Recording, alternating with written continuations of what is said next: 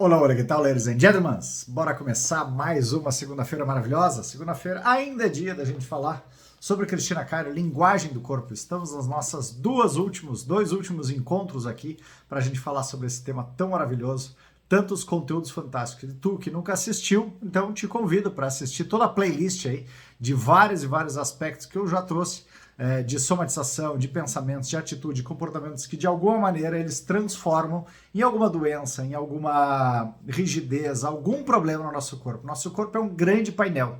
E a Cristina Cairo, com esse conhecimento milenar da medicina chinesa, da medicina japonesa, da medicina ayurvédica, da medicina germânica, ela compilou todos esses aspectos e criou esse conteúdo fantástico da linguagem do corpo. Então aqui traz várias pistas, várias dicas para que tu possa perceber.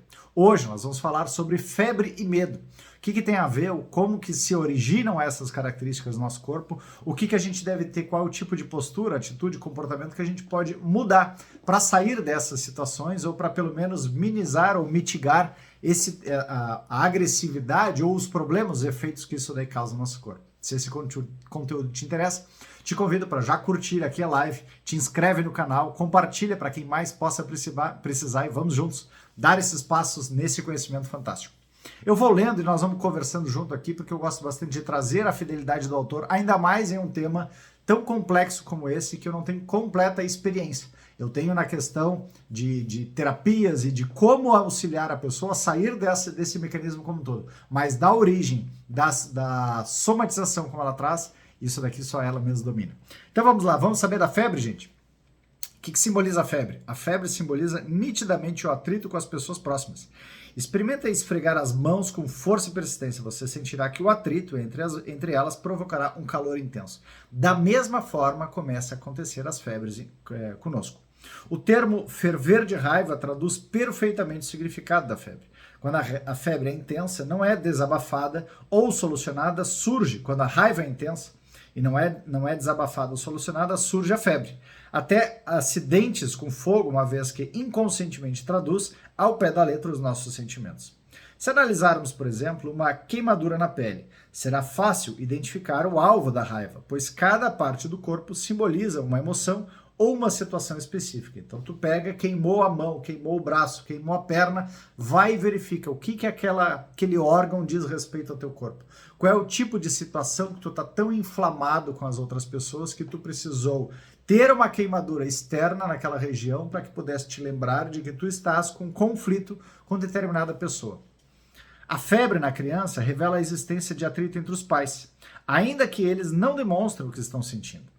Esse reflexo é possível porque os inconscientes se comunicam. Se um dos cônjuges guarda raiva e ressentimento contra o outro, um dos filhos sofrerá as consequências. E aqui a gente consegue perceber, tem uma outra situação muito importante, né? Do 0 aos 7 anos de idade, se esse filho tiver uma queimadura, provavelmente ele está somatizando as dores da mãe. Dos 7 aos 14 anos, esse filho que vem a ter uma queimadura, ele está somatizando as dores do pai. Então, quando a gente tem por cima nessa idade da infância, a gente consegue ter mais esse parâmetro, mais essa referência para a gente conseguir compreender um pouquinho mais essa questão como um todo. Serene a sua mente e sinta descer sobre a sua cabeça um orvalho fresco. Imagina, simplesmente está caindo uma brezinha, um orvalho, está caindo, está apaziguando, eu estou em calma, eu estou tranquilo, eu sou luz, eu sou a paz. Deixe-se levar pela imaginação e fluente, leve e calmamente sobre as nuvens. Respire fundo e solte o ar lentamente, fechando os olhos e relaxando, deixando com que essa brisa possa te acalmar, te apaziguar. Eu estou em paz. Eu estou na tranquilidade, eu abro mão do controle, eu aceito as situações, eu compreendo aquilo que tiver, e assim tu vai desenvolvendo mais um pouquinho. Você é um ser protegido pela natureza e tudo aquilo que parece prejudicá-la, está apenas mostrando que seu rumo deve ser mudado. Pense tranquilamente sobre todos os assuntos com os quais você está envolvido ou envolvida, e você passará a ver as coisas que antes não conseguia ver. Sinta-se seguro e amado pelas energias do universo. Aprenda a sair das vibrações negativas dos ambientes e aceite como ensinamento o que o mundo lhe traz. Quando a gente começa a perceber essas situações como sendo passos para o nosso crescimento e desenvolvimento, a gente consegue de alguma maneira tornar tudo isso um pouco mais tranquilo.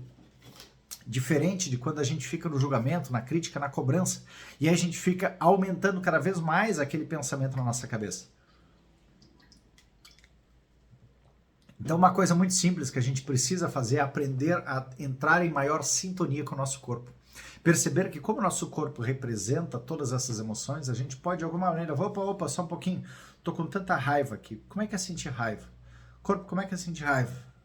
Observa a contração que ele faz. E simplesmente deixa, sente isso daí por 90 segundos. Depois, corpo, como é que é causar a raiva? Expressa também mais um pouco. Corpo, como é que é sofrer a raiva? Tu tá vendo aquela pessoa agindo? Sente também isso por 90 segundos. A tua criança achava que não ia dar conta, mas o teu adulto pode. Depois simplesmente relaxou, isso daí tu pode respirar, deixa apaziguar, mas tu tá aprendendo a te familiarizar. Aprendendo a criar uma empatia, uma afinidade com o teu corpo, para sair apenas daquele conceito, nossa, isso me deixa enfurecido, isso me dá muita raiva, da teoria do conceito do que é estar com raiva, para a percepção e a compreensão através do teu corpo. Porque muitos de nós não fomos permitidos, a gente foi cerceado, tolhido de poder sentir e expressar nossa raiva. Agora, quando a gente percebe, começa a mostrar através do corpo, eu começo a criar um vocabulário corporal. E depois disso, se tu quiser um pouquinho mais para aprender a liberar a tua raiva, eu te convido para acessar aqui no YouTube mesmo, no meu canal, a playlist Liberte-se com o Ho'oponopono Emocional. E aí tu vai ter lá, raiva. E aí nesse raiva que tu vai ter lá, tu vai realmente poder, além de sentir, tu vai poder trazer uma fala, uma verbalização de liberação dessa emoção, entregando ela a uma consciência maior, que sempre existe uma consciência maior que pode tomar de nós as nossas dores. Quem sabe? Decida não mais querer que seja tudo da sua maneira. Aceite as opiniões alheias sem, entretanto, mudar a sua personalidade ou o seu modo de ser. Uma coisa é eu poder respeitar a opinião dos outros. Outra coisa é eu ter que tudo tenha que ser da minha forma, do meu jeito.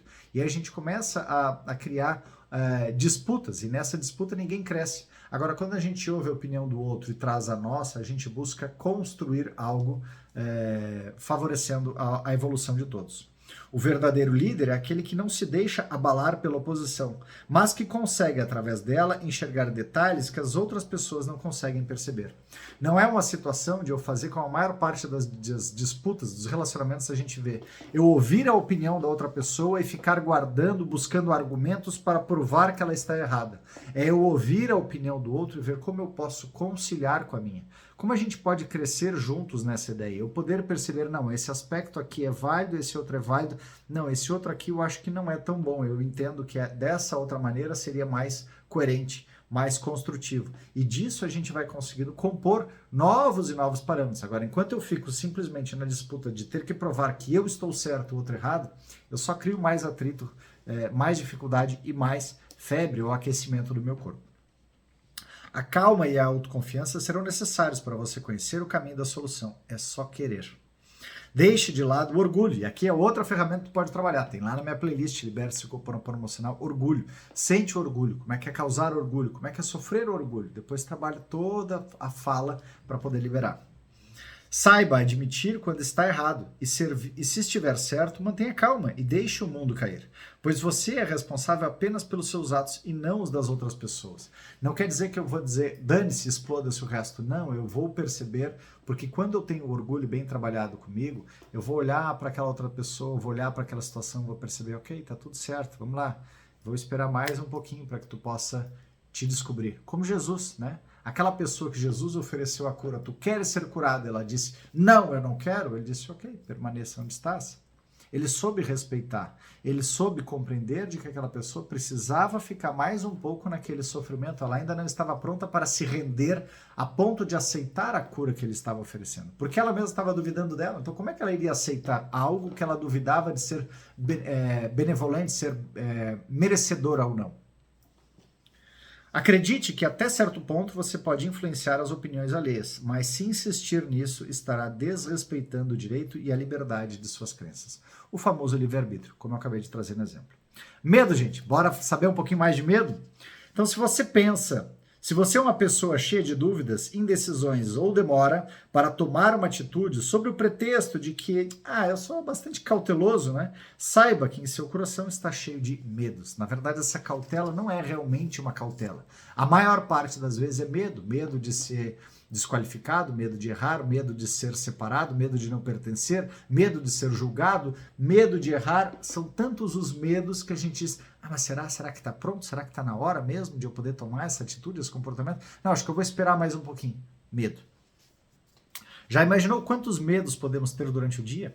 Você pode dizer que não se trata de medo, mas de receio, para parecer mais leve, mas que não deixa de ser uma forma de medo. Determinadas pessoas querem sempre mostrar que não têm medo de nada, e mesmo que algumas coisas as aflijam, engolem em seco aquele mal com um pouquinho de tempero. Dizem que podem resolver tudo. Seu orgulho é tão grande que tem medo de dizer que estão com medo, de resolver sozinhas tal situação. E aí nessa situação, já fica então aqui mais um ponto para trabalhar. Então a gente já tinha trabalhado antes a questão da raiva, aí tu pode trabalhar também o orgulho, agora tu pode estar trabalhando o medo. Todos eles têm lá e tu pode sempre fazer essa calibração antes. Ensinar o teu corpo a verificar como é que ele sente cada uma dessas emoções. Quanto mais tu tiveres essa percepção, mais tu vai ter um vocabulário emocional, menos tu vai te abalar, menos tu vai ser surpreendido pelas situações da vida e mais tu vai conseguir compreender as outras pessoas. Bora, gente, vamos aprender a trabalhar mais isso. Admitir o medo não significa incapacidade para solucionar determinados problemas. Muito antes, pelo contrário. Admitir o medo significa eu ter a hombridade, eu ter a humildade de compreender a minha limitação naquele momento para que eu possa buscar ajuda e saber que sempre existe uma ajuda para todas as nossas necessidades. Então, com isso, na verdade, ao invés de eu estar demonstrando um fraco de não dizer que estou com medo e, na verdade, está todo mundo sentindo que eu estou me borrando, eu posso realmente dizer, eu estou com medo e preciso de ajuda. Eu tenho certeza que tu vai ter várias pessoas querendo te ajudar. A Brené Brown, no livro dela, como é que é o nome?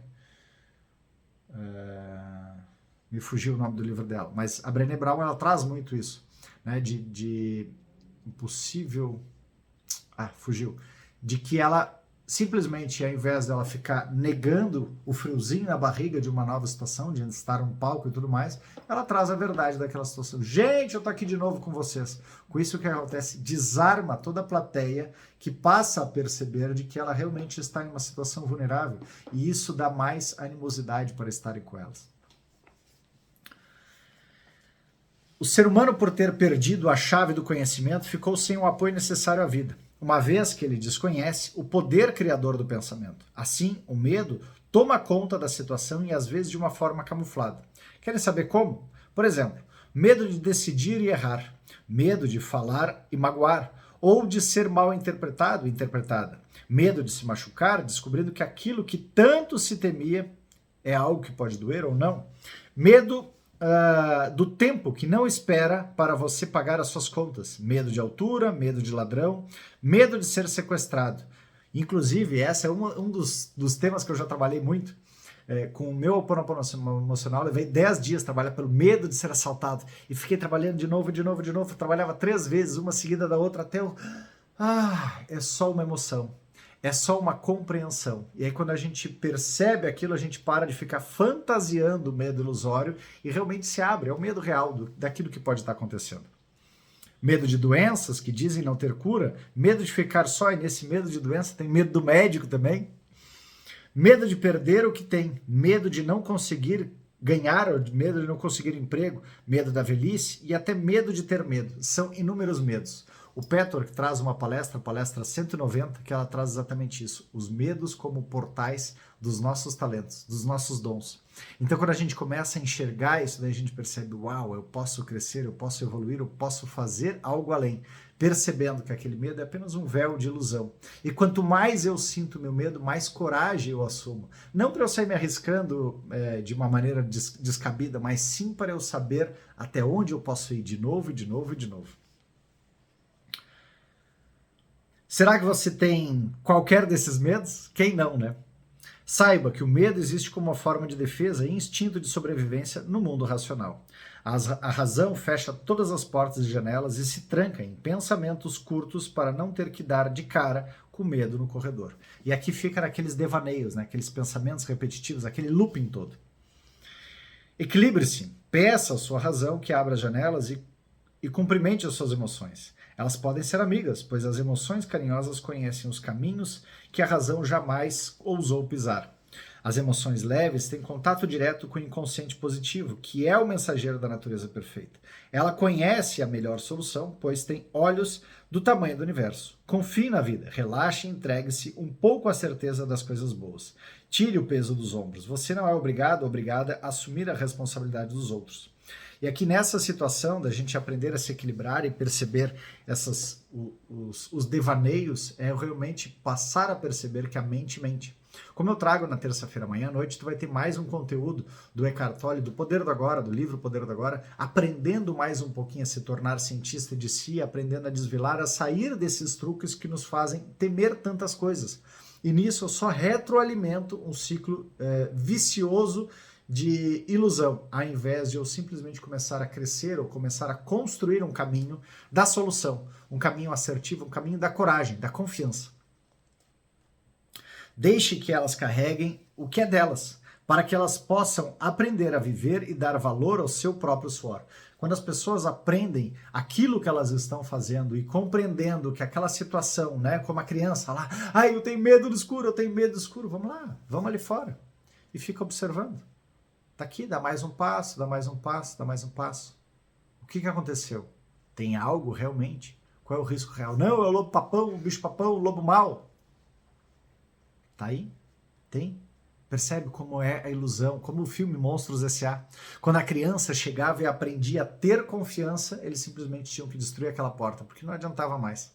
Não adiantava mais o monstro bater lá, porque o monstro já tinha percebido que aquilo ali era pura ilusão. Era só um animal que, no fundo, não tinha nada para causar. Ele causava o medo através do susto, através da surpresa, mas ele não tinha o que fazer. Ele não ia matar a criança, porque afinal de contas ele vive dessa situação. O mesmo é a nossa mente. Ela vive desse campo de obscuridade da insegurança, da ilusão daquilo. Agora, quando a gente começa a trazer para o corpo, eu tiro da ilusão, eu trago para uma materialidade que simplesmente cai por terra tudo aquilo que eu temia. Deixe de ser egoísta e querer que todos os problemas só para você. Isso é muito feio. Olhe-se no espelho, você não parece o próprio latão de lixo. Pare de guardar todos os problemas sem solução, porque eles podem apodrecer dentro de você e se transformar em doenças que cheiram mal, muito mal. Seja despretensioso e saiba que o mundo não vai desabar sobre a sua cabeça se você soltar os problemas. Pense bem, será que você teme soltá-los porque tem medo de perder alguém? Ou você teme perder o seu prestígio, os negócios, os amigos, os amores? E pior do que isso, o prazer de viver no sofrimento, se vitimizando, eu tenho que carregar tudo, eu tenho medo de não ter medo, porque afinal de contas, o que será da minha vida? Isso acontece, isso é o famoso ciclo vicioso do prazer negativo. Quando eu fico tão viciado naquela situação, eu não posso sair dela porque eu desconheço a tranquilidade, a beleza, a paz da vida. Então eu preciso continuar criando medo em cima de medo. Mas à medida que eu vou trazendo o que é verdade nisso, o que depende de mim, o que é verdade nisso, o que depende de mim, sentindo no corpo, eu vou simplesmente descristalizando, derrubando todo aquele castelinho de areia ali, aquele castelinho de cartas, e não vai sobrar carta sobre carta. Quem gosta de você realmente, gosta pelo que você é, e não por qualquer outra coisa, né? Pelo que você faz, ou pelo que você tem. Não pelo que você tem, gosta pelo que você é. Descubra o verdadeiro sentimento que as pessoas têm por você. Na verdade, nem elas saberiam como agiriam caso você parasse de garantir o que é delas, e sejam serviços, favores, promessas, dívidas ou até chantagens. E aqui nessa situação é o engolfamento de um com o outro. Ficam nessa perpetuação da situação, quando a gente pode mudar isso, gente. E como que a gente pode mudar? Querendo, entrando em contato consigo. Olhe para si mesmo e veja se essa é a vida que você gosta de levar. Se não for, não espere vir uma doença para se livrar de tudo isso. Sem remorso. Tenha coragem de resolver todas as questões de maneira intuitiva, com calma e confiança. Quando uma pessoa reage com fé e determinação, automaticamente as portas se abrem e a saída aparece. Mexa-se.